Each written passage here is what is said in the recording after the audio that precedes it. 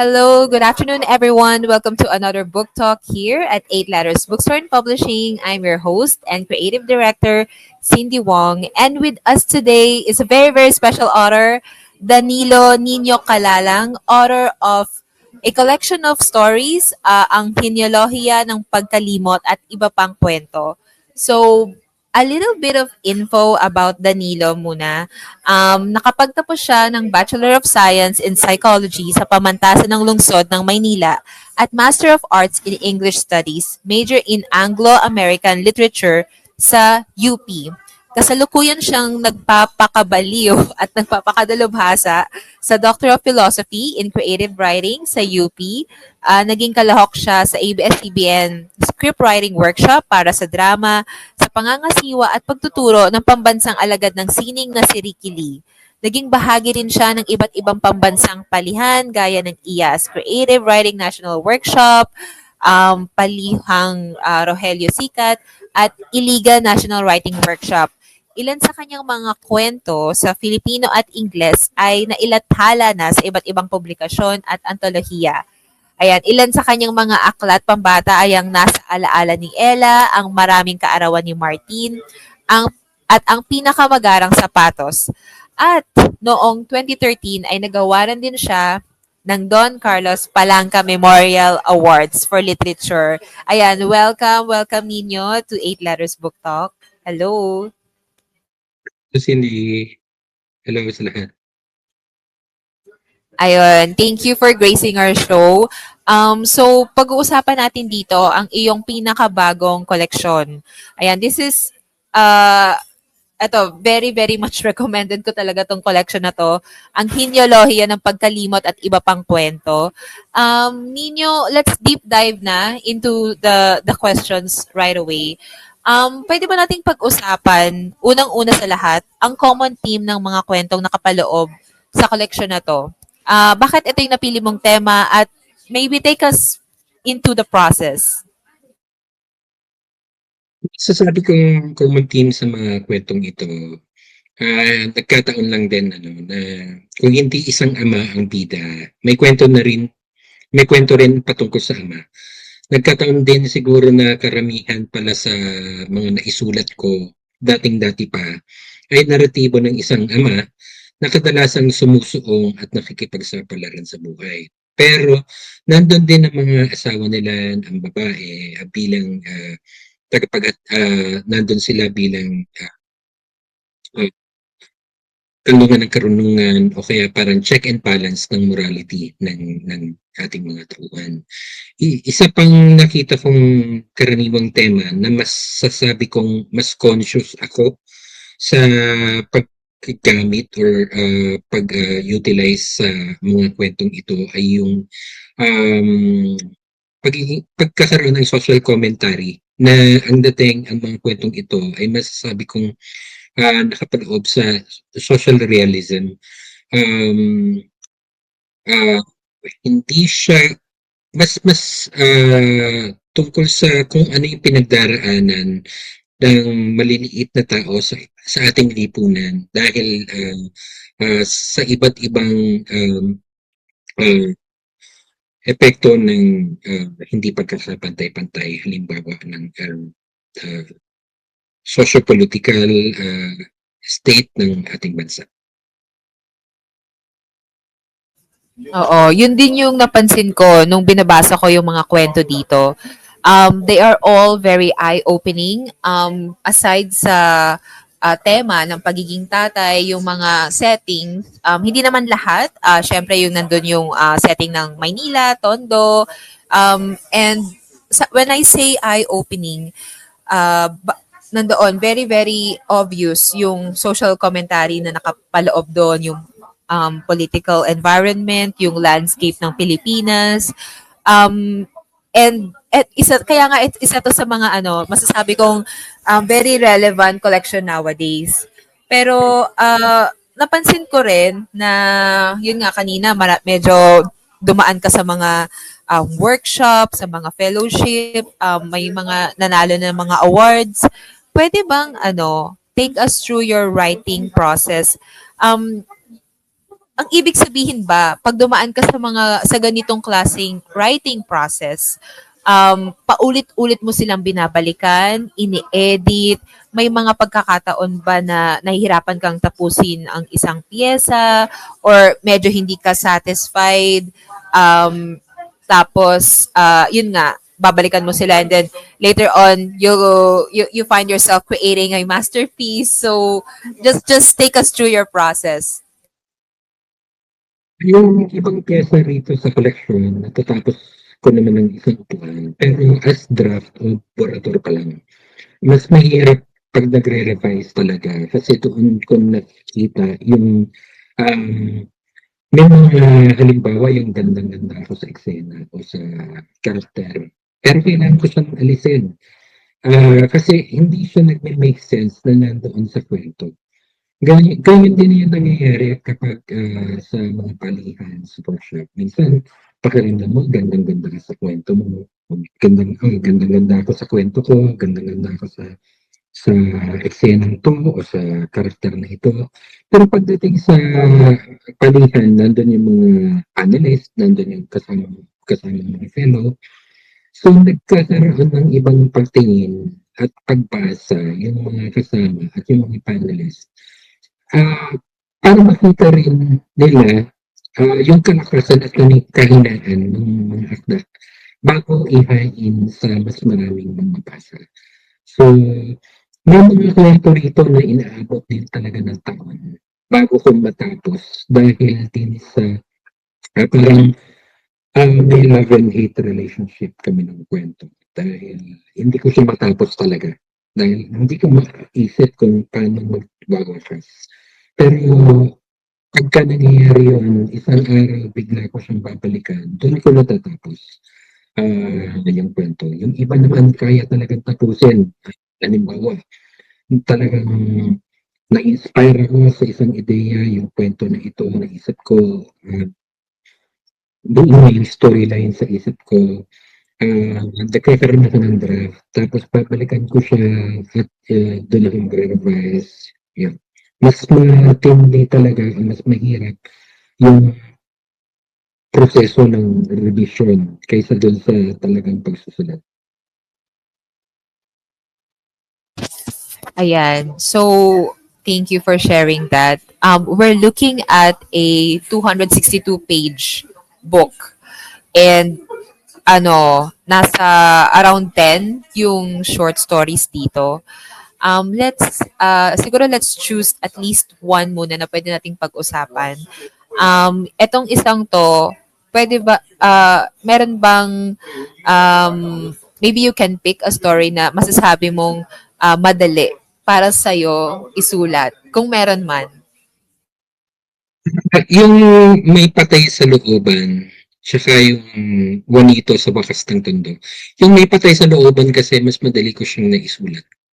Kasi buo ko na siya sa isip ko. Pangalawa, yung setting niya, tondo, yung bahay namin at yung looban sa lugar namin sa tondo. Pangatlo, yung mga tauhan, kakilala ko rin. Batay sa tunay na mga tao doon sa aming lugar. Kaya parang sinusundan ko lang yung naratibo ng isang karakter na parang alter ego ko rin. Tapos, siya yung parang may isang dumating na isang hindi taga-tundo na yun yung sinundan din namin ako tsaka yung alter ego ko at yung ibang karakter na kakilala ng base sa tunay na tao, sinundan namin yung karakter na yun na bagong salta sa tundo. Yung dito sa bakas naman ng tundo, mabilis o mas madali ko siyang naisulat din. Kasi na-inspire ako dun sa ideya. At isa pa, base rin sa isang tunay na tao, yung karakter o yung bida dun sa Juanito sa bakas ng tundo. Parang mas madali kong nasundan yung journey niya kasi mas hindi ko na kailangan gumawa ng background dun sa character. Kasi alam ko na yung sa isip ko yung background niya. A little bit something about May Patay sa Looban. Kasi kanina na-mention mo na may writer na tumira sa Tondo just to experience what is it like living in Tondo. Mhm. What's interesting about this story, share ko lang din para sa mga nanonood ngayon, bukod sa perspective niya, kasi nandun siya, di ba, to observe. Pero at the same time, nandun siya, pero nadja-judge din siya ng mga tao doon sa looban. So I thought this is like one of the interesting stories. Pero Nino, masasabi mo ba na dahil madali silang isulat, paborito mo na sila or may iba ka pang favorite story? Mahirap din magsalita kung ano yung paborito kong kwento. Siguro dahil dun sa yung kwento ng may patay sa looban ay tungkol din sa pagsusulat. Yun siguro yung masasabi kong paborito ko dun sa collection. Okay, ayan. Salamat sa pag-share. Madalas, kapag nagsusulat tayo or kapag dumadaan tayo sa mga workshop, madalas na komento siguro is yung character development. Para sa'yo ba, dahil dumaan ka na sa maraming workshops, masasabi mo bang essential yun, ang pagkakaroon ng character development, even in a short story? Para sa akin hindi kasi tatakbo yung kwento kung walang character development. Mahalaga para sa akin na malinaw ang motibasyon ng isang character. Minsan bumubuo ako ng mini biography ng mga tauhan, lalo na yung mga major characters sa isang kwento. Kahit sa isip ko lang, o kaya minsan talagang nakasulat din sa isang scratch paper o sa file ko kung ano yung character or yung background ng isang character para alam ko yung balikan ko na parang tama ba yung o akma ba batay sa characterization niya yung mga action na gagawin niya sa kwento. Kasi dapat doon pa lang, halimbawa, kung ayaw niya sa maraming tao na lugar, bakit mahilig siyang pumunta sa isang bar? So, yun yung mga dapat nagkakaroon ng connect dun sa kwento at dun sa pagkatao. Um, Minsan mahalaga rin o nagkakaroon din ng pumapasok yung conflict o yung sinasabi nating kwento kapag yung isang tao na nabuo mo yung character o nabuo natin yung character at inilagay natin sa isang sitwasyon na hindi siya komportable o nandoon lumalabas yung ano ang gagawin niya sa ganitong pagkakataon na ah, hindi naayon sa kanyang pananaw, sa kanyang pagkatao. So, lumalabas na yung challenges ah, ng character. At doon, base doon, nagkakaroon ah, ng direksyon yung kwento. Mas, yung gaya ng nasabi ko kanina, pagka nagre-revise ako, nawawala yung talagang pinaka-ideya dahil 'pag sinundan mo yung journey ng character, mas mare-realize mo yung ano yung kwento ng character, hindi yung kwento ng kung ano yung naiisip ko. So, Nino, I think one story na that perfectly portrays this is yung Call of Duty. I think, but let me know if I'm wrong. By the way, sa mga nanonood ngayon, sabi ko may 10 short stories at merong dalawang dula sa loob ng libro na to. Yung Call of Duty at yung Isla Panakot. Panakot. Yung Call of Duty, ito yung parang nagkakaroon sila ng meeting, yung mga political officials, nagkakaroon sila ng Mm. meeting and naglalabasan yung mga personality nila. So, yun lang, yun. Meron ka bang comment doon? Like, how did you even think about that?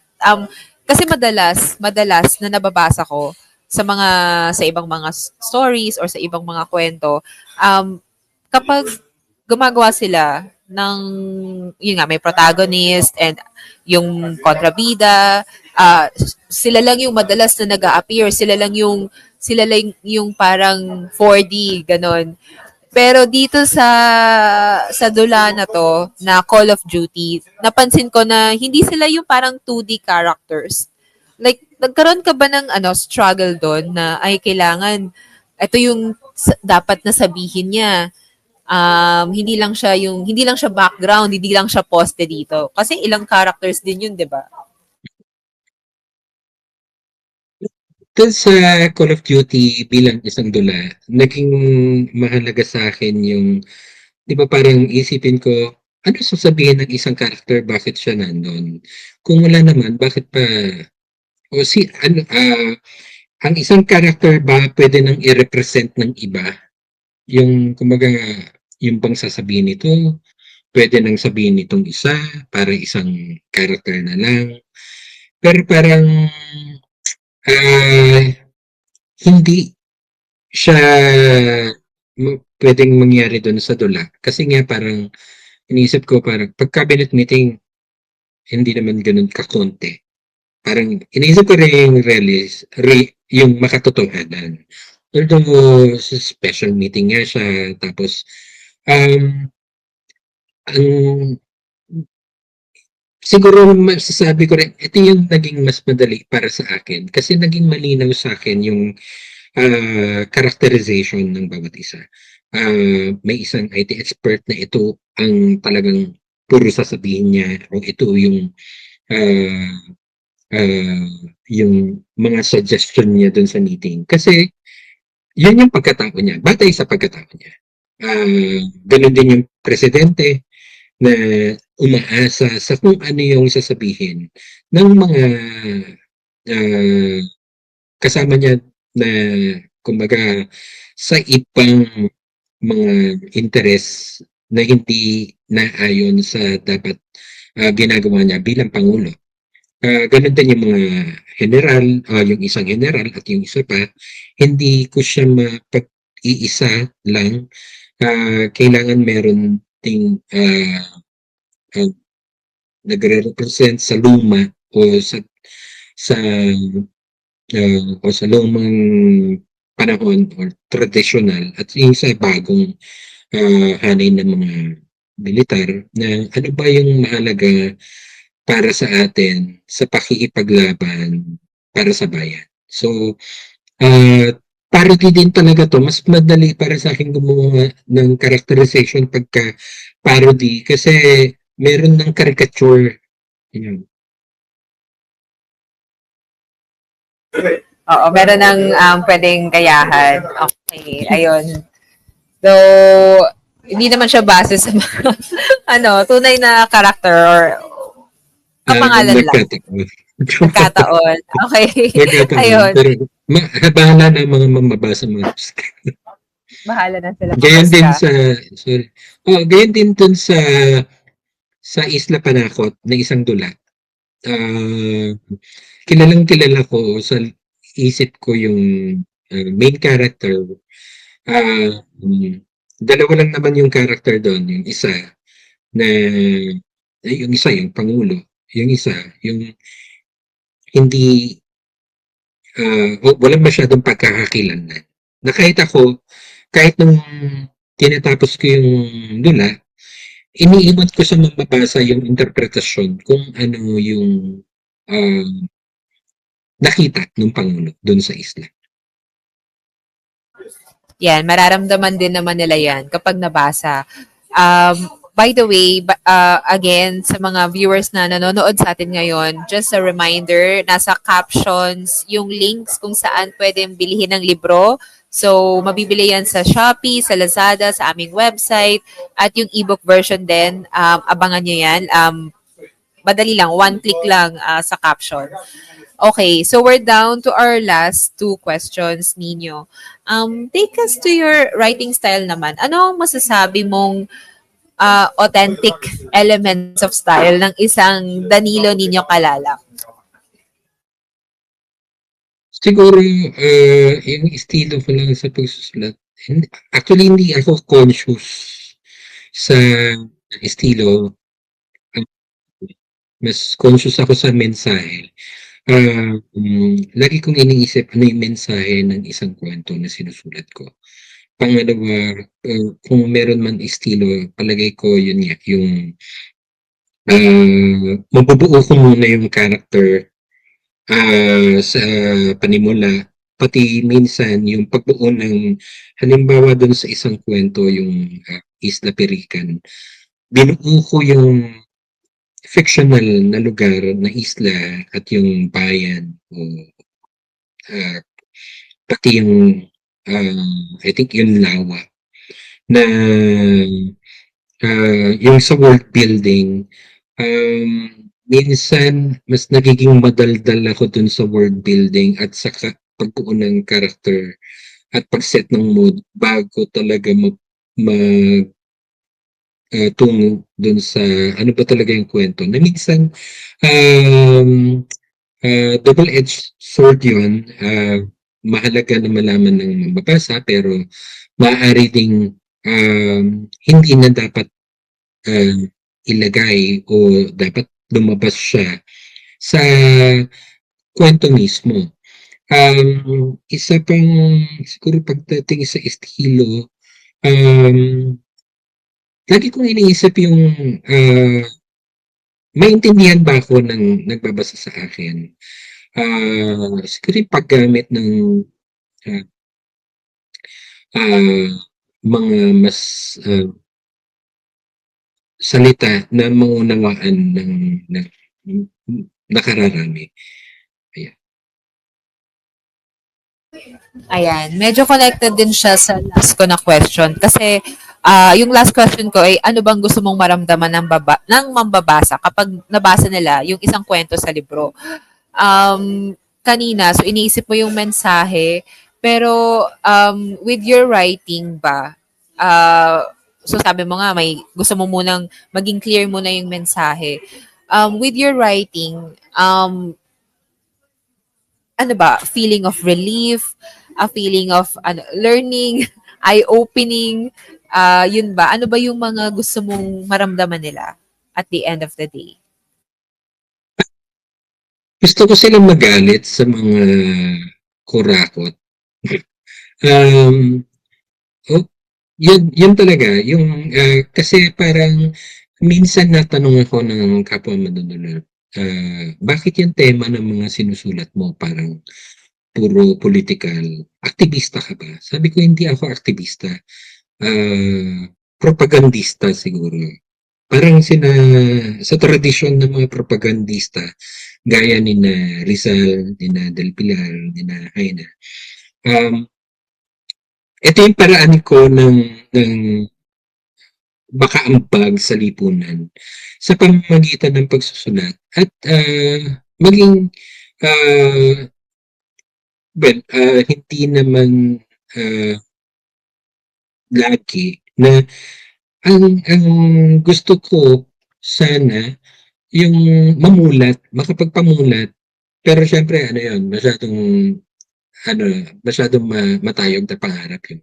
Makapagpamulat dahil sa isinulat. Pero yun yung mithiin ko, no? Na yun yung mangyari. Na dahil sa mga isinusulat ko, makapagpahagi ako ng ito yung nangyayari sa lipunan natin. Bakit natin hinahayaan na mangyari? Gaya nung sa kwento ng ah, ang genealohiya ng pagkalimot. Bakit tayo nakakalimot o patuloy tayong ah, nag, nagiging biktima ng mga political dynasty, ng mga kurakot na politiko? Hindi lang, minsan sinasabi tayo, kasi bobo as a nation dahil tayo ang pumipili ng mga ipoboto, tayo ang pumipili ng mga mamumuno sa atin. Pero andun din yung kasalanan ng mga talagang politiko na hindi maganda ang hangarin para sa pamumuno. So, malalim na pag-aaral, malalim na, sabi nga nila, ano, hindi natatapos sa pan pag pag, paghanap kung kanino sisisihin kung bakit mahirap ang Pilipinas. Dapat, meron tayong aksyon na gawin. So, mula sa mga kuwentong ito, nagsisimula yung kahit papaano, pagkamulat ng mambabasa na dapat meron din tayong ginagawa, hindi lang basta yung nanonood tayo ng telebisyon at nalalaman natin kung ano yung nangyayari sa lipunan natin. Nako, medyo mahaba-habang topic yan altogether. Pero, oo. Pero sana marami pang manunulat ang maging kagaya mo, Nino. And, yeah, well, medyo malalim eh. Malalim yung pinanggalingan nito. So, yun. Kung ako sa inyo, kung sa mga nanonood ngayon, bumili na kayo ng libro. Available yan again sa website natin, sa Shopee, sa Lazada. So, hindi mo naman kailangan, pwede kang magalit, okay, pag nabasa mo yung mga kwento, choice mo pa rin yun, pero maganda rin na mamulat tayo. Ayan. So, sana marami pang makapagbasa ng mga sinulat mo, Ninyo. At once again, maraming salamat din sa paglalaan ng oras, pagbabahagi ng mga tips, ng patungkol dito sa libro mo na ang genealohiya ng pagkalimot at iba pang kwento. So, Ninyo, saan ka ba namin pwedeng i-follow? Pwede niyo akong i-follow sa Facebook, Nino Kalala, makikita niyo naman yung profile ko na kasama ko yung pamilya ko.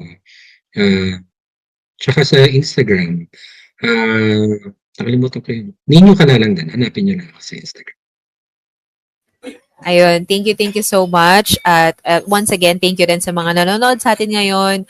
At syempre, kita-kits ulit tayo next Saturday. Yan, every afternoon, nag-upload kami ng mga book talk videos. Thank you everyone. Thank you, Nino. Maraming Salamat, salamat. Cindy. Salamat sa lahat. Salamat. Bye-bye.